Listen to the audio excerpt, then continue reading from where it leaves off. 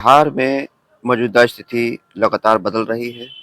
Barrister Asaduddin Owaisi साहब के साथ जो इजारस्वी विधायक थे वो वापस आ चुके हैं और अब इमाम पार्टी यहाँ पर काफ़ी मजबूत है।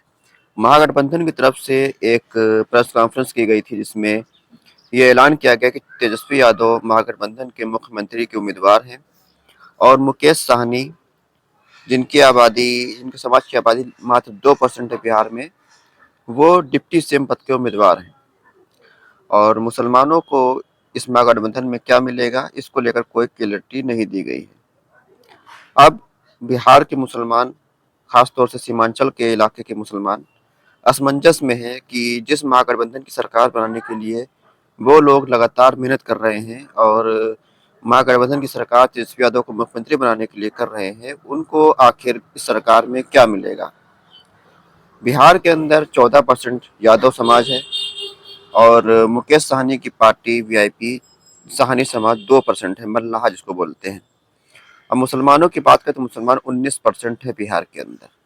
19% मुसलमान होने के बावजूद यहाँ पर एक डिप्टी सीएम पद का उम्मीदवार भी मुसलमानों को नहीं दिया गया और 2% वाले मल्लाह समाज को डिप्टी सीएम दिया गया। साथ ही साथ उनकी पार्टी को 15 सीटें चुनाव लड़ने के लिए दी गई हैं। और आश्चर्यजनक बात यह है कि महागठबंधन में जो वीआईपी को 15 सीटें दी गई हैं, उस 15 सीटों में वीआईपी ने जो प्रत्याशी उतारे हैं, उसमें से एक भी प्रत्याशी मुस्लिम नहीं है और उसका इनाम इनको ये मिला है कि वो डिप्टी सीएम पद के उम्मीदवार बन गए। अब अगर सीमांचल की आवाम इमाम पार्टी को मजबूती से चुनाव लड़वाए, इमाम पार्टी को लगभग 12, 13, 15 सीटें चुनाव जिता कर लेकर आए, तो ऐसी परिस्थिति में मुसलमानों को किसी के सामने हाथ फैलाने की जरूरत नहीं पड़ेगी और मुसलमानों को भीख नहीं मांगना पड़ेगा, बल्कि मुसलमानों के पास खुद चलकर ऑफर आएगा डिप्टी सीएम पद का। और अख्तुल इमान साहब बिहार के डिप्टी सीएम बनेंगे अगर आपने अपनी तादाद को वहां पर भेजा।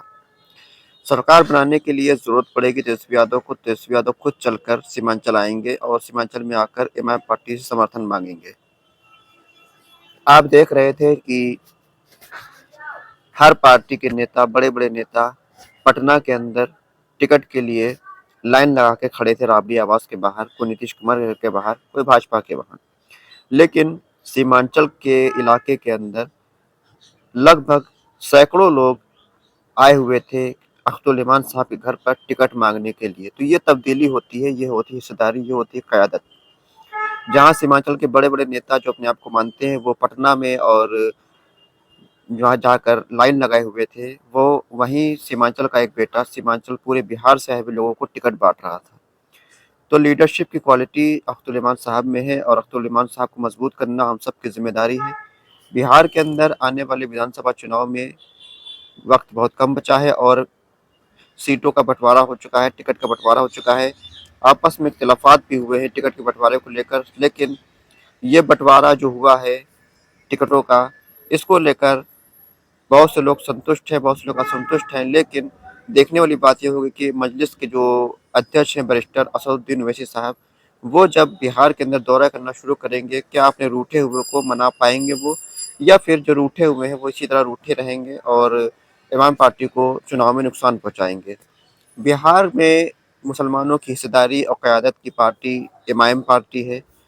महागठबंधन को ऑफर दिया गया था कि इमाम पार्टी को शामिल किया जाए, मात्र 6 सीटें मांगी गई थी, लेकिन महागठबंधन ने, खास तौर से तेजस्वी यादव ने, इमाम पार्टी को नकार दिया और कहा कि इनसे हमें गठबंधन नहीं करना है और इमाम को चुनाव भी नहीं लड़ना चाहिए बिहार के अंदर। और वहीं वीआईपी पार्टी, जिसको अपने दम पर एक सीट जीतने की जिसकी हैसियत नहीं है, उसको 15 सीटें दी गई हैं चुनाव लड़ने के लिए। कांग्रेस पार्टी को 60 सीटें दी गई हैं, इमाम पार्टी को 6 सीटें देने में कोई हर्ज नहीं था, लेकिन तेजस्वी यादव की तरफ से, लालू यादव की तरफ से इमाम पार्टी को नजरअंदाज किया गया। उसका नतीजा ये हुआ कि इमाम पार्टी 35 सीटों पर चुनाव लड़ रही है और इनमें से अगर 10 से 12 सीटों पर चुनाव जीत जाती है तो यही महागठबंधन के लोग जो इमाम पार्टी को गठबंधन में शामिल नहीं कर रहे थे, यही लोग खुद चलकर हैदराबाद जाएंगे और किशनगंज जाएंगे कि हमारी पार्टी को आप समर्थन दे दीजिए, डिप्टी सीएम पद ले लीजिए और हमारी पार्टी को सरकार बनवा दीजिए। आपकी क्या राय है कि इमाम पार्टी बिहार के अंदर डिप्टी सीएम पद ले पाएगी? क्या इमाम पार्टी बिहार के अंदर मजबूती से चुनाव लड़ेगी? कितनी सीटें चुनाव जीत सकती है? अपनी राय कमेंट बॉक्स में लिखकर हमें जरूर बताएं। खुदा